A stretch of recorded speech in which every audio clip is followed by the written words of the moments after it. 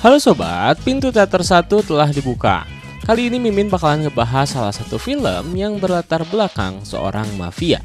Film ini berjudul The Outsider, yang menceritakan seorang pria asing yang menjadi bagian dari salah satu kumpulan mafia terkenal di tempatnya.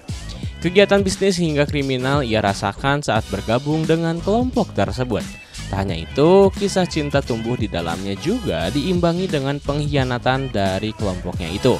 Lantas, bagaimana pria tersebut dalam membereskan masalah-masalahnya dalam lingkaran mafia itu? Tanpa menunggu banyak lama, mari kita mulai intronya.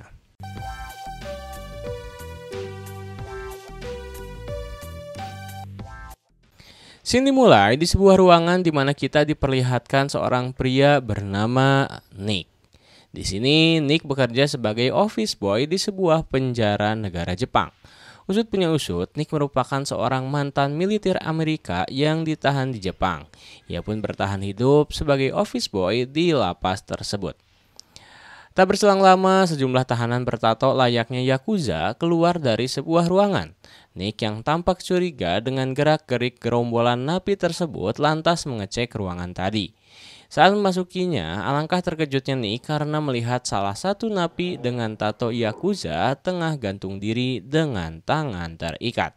Tanpa berpikir panjang, Nick lantas menolong narapidana tersebut dengan menahan badannya agar tidak tewas. Ia pun segera meneriaki penjaga penjara untuk segera menolong pria itu.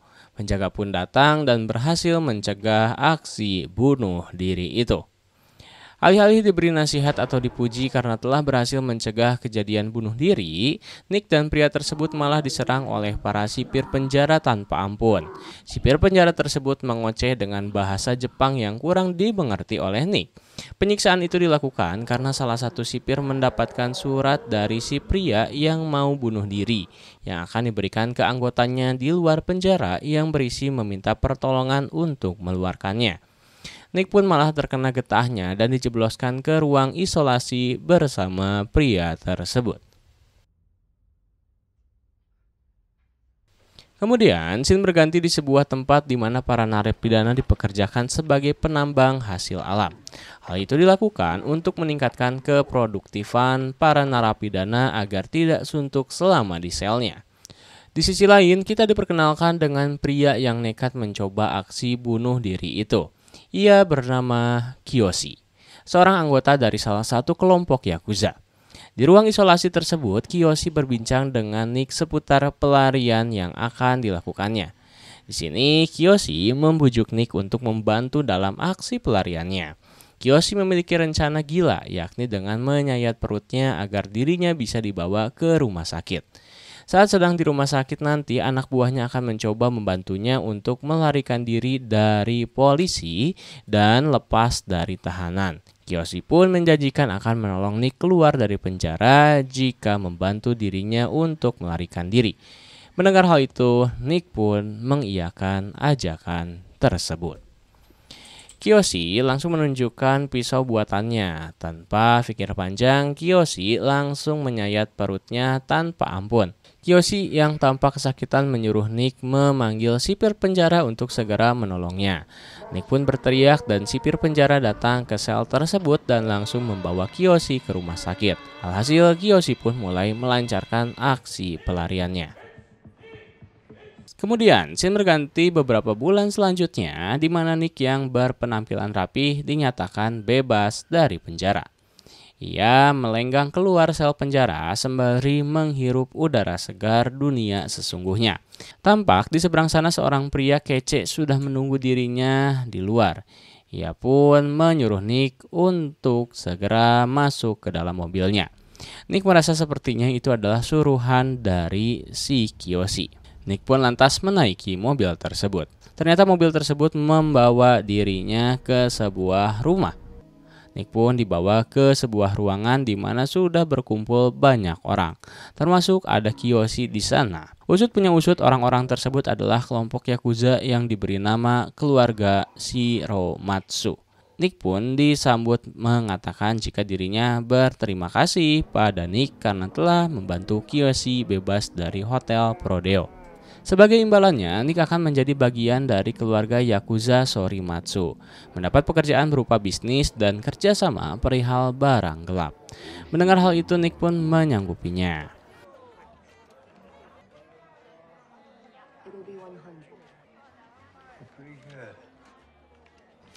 Kemudian, scene berganti di sebuah jalan di mana Nick akan menjalankan tugasnya sebagai Yakuza. Kiyoshi menemani Nick dalam tugas magang pertamanya untuk menemui sebuah perusahaan yang bermasalah dengan kelompok Sorimatsu. Saat sampai di sana, ia menemui bos perusahaan tersebut bernama Panetti. Nick dan Panetti bernegosiasi mengenai harga logam.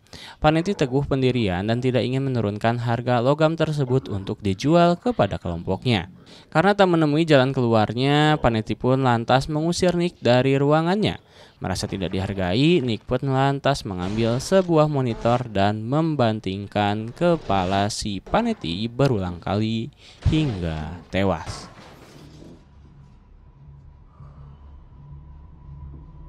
Scene berganti di sebuah bar di mana Nick dan kelompok Yakuzanya sedang bermabuk-mabukan. Tiba-tiba saja nih datang segerombolan orang berpakaian rapih mendatangi Nick dan kawan-kawannya. Orang-orang tersebut masih sama tergabung dalam kelompok mafia Yakuza. Namun berselisih paham dengan kelompoknya Sorimatsu.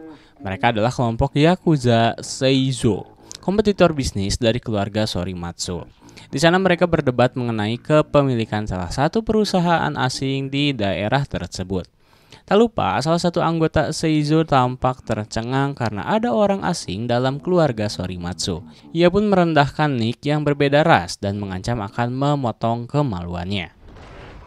Mendengar hal itu, Nick yang tampak geram lantas melayangkan gelas ke kepala anggota Seizo tersebut hingga bercucuran darah.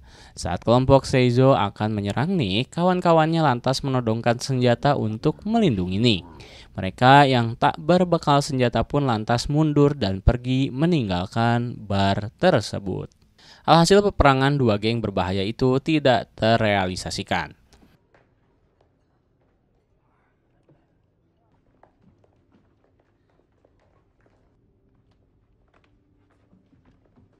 Scene berganti di mana Nick dan Kiyoshi datang ke sebuah kasino di pusat kota.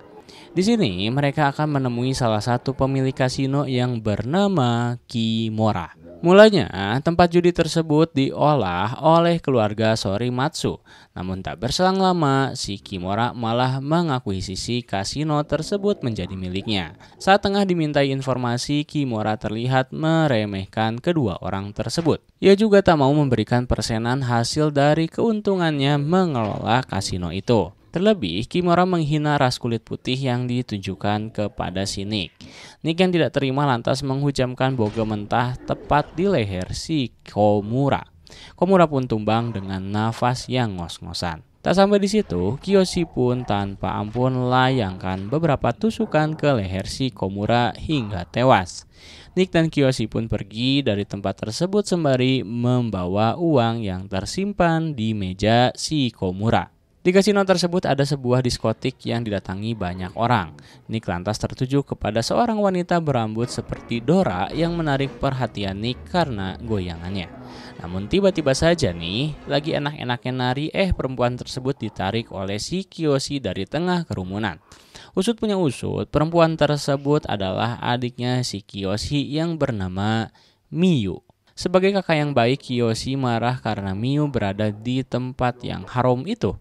Ia juga khawatir jika dirinya terkena serangan dari geng Yakuza Seizo. Karenanya Kiyoshi menyuruh Nick untuk mengantarkan adiknya pulang ke rumah. Saat di perjalanan, Nick dan Miyu tampak menyimpan perasaan. Terlihat dari tatapan mata dan komunikasi yang intens yang menunjukkan ada ketertarikan dari dua insan tersebut. Bahkan saat sampai rumahnya pun Miyu malah mengajak Nick untuk masuk ke dalam sembari beristirahat. Ia sih beristirahat tapi ujungnya malah enak-enakan. Aduh. Scene berganti di sebuah ruangan di mana Nick diberikan lagi tugas oleh Kiyoshi untuk membeli sebuah senjata dari orang asing yang akan ditemuinya di salah satu dermaga dekat dari kota Osaka. Namun ia mewanti-wanti Nick untuk bisa berhasil membawa senjata tersebut. Kalaupun gagal, Nick akan mendapatkan konsekuensinya. Mendengar hal itu, Nick tampak tenang dan mengamini tugas tersebut. Nick pun lantas pergi menggunakan mobilnya menuju dermaga tujuan. Sesampainya di sana, Nick memarkirkan mobilnya sembari menyembunyikan koper berisi uang di dalam mesin mobil. Ia paham karena dalam aksinya ini pasti ada saja orang yang menguntit dan merampok dirinya jika ada kesempatan. Saat berjalan di area peti kemas, Nick dikagetkan dengan seorang pria yang sudah terkapar di tengah jalan. Seketika saja datang segerombolan orang menyergap Nick. Usut punya usut, orang-orang itu berasal dari kelompok Yakuza Seizo. Nick mulai mencurigai jika ada pengkhianat dalam keluarga Sorimatsu atas kedatangan geng kompetitornya itu. Orang-orang tersebut lantas mencari uang untuk transaksi membeli senjata tersebut di dalam mobilnya. Namun mereka tidak menemukan keberadaan uang itu. Karena kesal, mereka pun berniat akan mengeksekusi si Nick. Nick yang sudah bertekuk lutut lantas menyerang salah satu eksekutor tersebut. Dengan keahliannya, Nick berhasil melumpuhkan seluruh geng Seizo yang menyergapnya. Nick pun kabur dari tempat tersebut tanpa membawa hasil apa-apa. Scene berganti di sebuah ruangan di mana seluruh anggota keluarga Sorimatsu sedang mengadakan rapat terkait masalah kemarin. Kiyoshi menceritakan kepada petinggi Sorimatsu jika terjadi pengkhianatan di kelompoknya, sehingga Nick gagal menjalani tugasnya. Meski sudah melakukan pembelaan, petinggi tersebut tetap menganggap Kiyoshi dan Nick gagal menjalankan tugasnya. Walhasil, Kiyoshi dan Nick mau tak mau harus menerima hukuman sebagai seorang Yakuza, yakni memotong salah satu jari mereka. Dua potong jari itu rencananya akan diberikan ke kelompok Yakuza Seizo sebagai bentuk simbolis karena telah membunuh dua anggota gengnya. Nick pun dibawa oleh petinggi Sorimatsu ke sebuah hutan. Di sana seluruh anggota keluarga Sorimatsu berbaris dan memberikan hormat terhadap Nick. Penghormatan tersebut sebagai bentuk dedikasi Nick yang cermat dan jujur dalam setiap penugasannya. Masa magangnya telah selesai. Ia pun kini secara resmi masuk sebagai anggota Yakuza Sorimatsu tetap.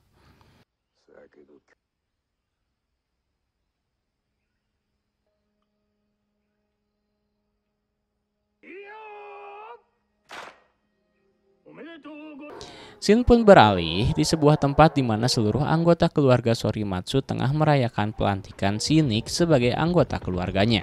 Nick pun diajak Kiyoshi untuk ngobrol bareng di belakang. Kiyoshi membuka obrolan perihal kedekatan Nick dengan adiknya si Miu. Kiyoshi berterus terang jika dirinya menyayangi adiknya. Ia tak mau adiknya berjodoh dengan seorang Yakuza.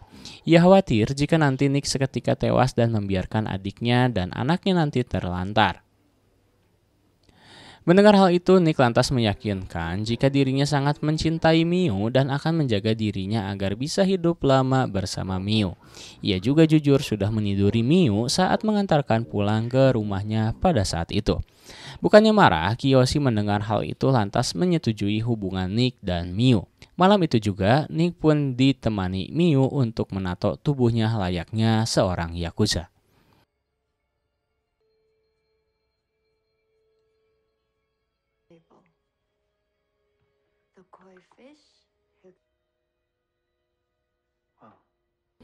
Scene berganti di sebuah tempat di mana gerombolan kelompok Seizo membawa orang asing untuk melakukan pertemuan dengan keluarga Shiromatsu. Di sini, pihak Seizo mengajak kerjasama bisnis dengan keluarga Shiromatsu perihal lahan basah di sebuah kota besar. Namun ketua Shiromatsu tampak kesal karena tidak dihormati oleh kelompok Seizo. Pasalnya untuk melakukan kerjasama ini, seharusnya petinggi Seizo datang dalam pertemuan tersebut, bukan anggota magangnya. Di sisi lain, Orochi mencoba membujuk ketua Shiromatsu untuk menyetujui ajakan kerjasama itu. Mengingat hasilnya sangat besar dan memberi keuntungan melimpah bagi keluarganya. Rupanya Orochi gagal untuk menghasutnya karena ketua Sorimatsu tersebut lantas menolak ajakan bisnis dari kompetitornya, meski hasilnya besar. Ia memiliki alasan kuat, yakni tidak ingin sampai dikendalikan oleh kelompok Seizo. Kelompok Seizo pun pergi dari markas Shiromatsu setelah ajakan kerjasamanya ditolak mentah-mentah. Di sebuah bar, Orochi pun melampiaskan kekecewaannya dengan minum-minum. Ia juga tampak diacukan oleh sang ketua Sorimatsu. Scene berganti di sebuah sarana di mana sedang berlangsung pertandingan sumo. Di sini seluruh petinggi keluarga Shiromatsu tak sengaja berpapasan dengan para petinggi dari keluarga Seizo. Akhirnya ketua dari kedua belah pihak pun mengobrol bersama. Ketua Shiromatsu pun memberitahu jika dirinya merasa tidak dihargai saat mereka mengajak kerja sama dengannya. Mendengar hal tersebut, Ketua Seizo tidak memperdulikan hal itu. Ia malah menawarkan jatah pensiun untuk kelompoknya yang sudah berumur. Mendengar hal tersebut, Ketua Sorimatsu pun kembali menolak mentah-mentah tawaran pensiun itu. Ia menganggap jika itu sebagian pelecehan bagi sebuah anjing yang dikurung. Karena terganggu saat menonton pertandingan sumo, anggota Sorimatsu pun pergi dari tempat tersebut. Saat di perjalanan pulang, Nick tidak sengaja bertemu teman seperjuangannya di militer Amerika Serikat, yakni Pauli. Di sini, Pauli tampak curiga dengan Nick yang kini bergabung dengan kelompok Yakuza tersebut. Pauli lantas akan melaporkan Nick ke atasannya karena telah berkhianat. Mendengar ancaman tersebut, Nick mengajak Pauli ke kediamannya untuk menjelaskannya. Saat sampai di sana, Pauli dibuat nyaman oleh Nick dengan suguhan minumannya. Sampai akhirnya ia terpaksa membunuh Pauli dengan menggorok lehernya. Scene berganti di sebuah tempat di mana Nick menemui Miu yang wajahnya terlihat lebam. Sebelumnya, Orochi melampiaskan kekesalannya dengan menghajar Miu sampai akan memperkosanya. Namun Miu malah tidak mengatakan sebenarnya. Miu juga memberitahu jika dirinya sedang mengandung anak dari Nick. Nick yang mendengarnya tampak kaget dan langsung pergi dari rumah tersebut. Nick ternyata pergi ke rumah si Kiyoshi untuk memberitahu soal kehamilan adiknya. Mendengar hal itu, Kiyoshi mengajak Nick masuk ke ruangannya. Di sana, Kiyoshi menunjukkan sebuah samurai peninggalan keluarga kandungnya. Dua samurai ini berfungsi untuk membunuh musuh dan membunuh diri sendiri. Ia memberikan salah satu samurai kepada Nick sebagai perlindungan untuk menjaga adiknya yang tercinta. Nick pun menerimanya. Scene berganti di sebuah tempat di mana kita akan diberitahu sosok pengkhianat dari keluarga Shiromatsu. Ia adalah Orochi. Di sini Orochi ternyata diberi tugas untuk menghancurkan keluarga Shiromatsu dari dalam atas perintah dari atasan Seizo. Scene berganti di sebuah tempat di mana Nick dan Kiyoshi tengah mengawal ketua Shiromatsu di sebuah toko baju. Nick dan Kiyoshi tampak lengah karena seseorang akan mengeksekusi ketuanya di dalam fitting room. Beruntung Kiyoshi sempat menolong ketuanya dan kabur bersama Nick dari tempat tersebut. Namun sayang, saat mau pergi, Kiyoshi ditembak oleh dua orang anggota Seizo hingga tewas. Sedangkan Nick dan ketua Sorimatsu selamat dari insiden berdarah itu. Dari sini ketua Sorimatsu sudah mengetahui siapa saja yang sudah berkhianat. Salah satunya Orochi dan anak buahnya. Tak tinggal diam, Nick dan kawan-kawannya lantas memburu para pengkhianat itu dan membunuhnya. Kecuali dengan Orochi yang tidak diketahui keberadaannya, karena beberapa anggota banyak yang tewas. Ketua Deizo menyuruh seorang anak kecil untuk menyampaikan pesan berupa peperangan tangan kosong di sebuah dermaga. Kelompok Shiromatsu pun mengiyakannya. Scene berganti di sebuah dermaga di mana kedua kelompok sudah bertemu. Betapa terkejutnya si Orochi sekarang berada di pihak musuh. Ketua Shiromatsu pun jalan menghampiri Orochi dan memujuknya untuk kembali bersamanya. Namun, Orochi malah menusuk ketua Shiromatsu hingga tewas. Anggota keluarga Shiromatsu pun tampak marah dan akan mengejar Orochi. Namun berhasil dicegah oleh anak buah Seizo yang ternyata membawa senjata. Orochi pun mendeklarasikan jika kelompok Shiromatsu sudah berakhir. Ia juga meminta Nick untuk menjauh dari si Miu. Tak hanya itu, markas Shiromatsu pun langsung dibakar oleh pihak kepolisian atas perintah dari atasan Seizo. Scene berganti di mana Nick membawa pergi Miu yang sedang dikawal oleh kelompok Seizo. Miu pun dititipkan ke kawan-kawannya. Dirinya berencana untuk datang ke markas Seizo. Tak berselang lama, ia pun datang sendiri ke markas Seizo dengan membawa samurai pemberian Kiyoshi. Saat tiba di ruangan, Nick langsung ditodong senjata oleh seluruh anggota Seizo. Ketua Seizo lantas menyuruh anggotanya untuk menurunkan senjatanya. Nick pun memberikan alasan ia datang ke sini, yakni untuk mengajak Orochi bertarung 1 lawan 1. Bukannya melawan, Orochi malah menolak ajakan pertarungan itu. Ketika sudah tersulut emosi, Nick pun lantas menebas leher Orochi hingga tewas. Melihat Orochi tewas, anggota lain pun kembali menodongkan senjata ke si Nick. Namun lagi-lagi Ketua Seizo melarang mereka untuk membunuh si Nick. Alangkah terkejutnya, Ketua Seizo malah memperbolehkan Nick pulang dari rumahnya. Ia menganggap jika yang dilakukan Nick sudah menunjukkan salah satu sikap kesatria Jepang. Scene berganti di mana Nick tiba di tempat Nick yang sedang diamankan oleh kawan-kawannya.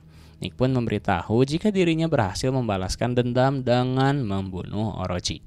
Mendengar hal itu, kawan-kawannya pun memberikan penghormatan terhadap Nick dan menjadikannya sebagai ketua geng Yakuza Shiromatsu. Tamat.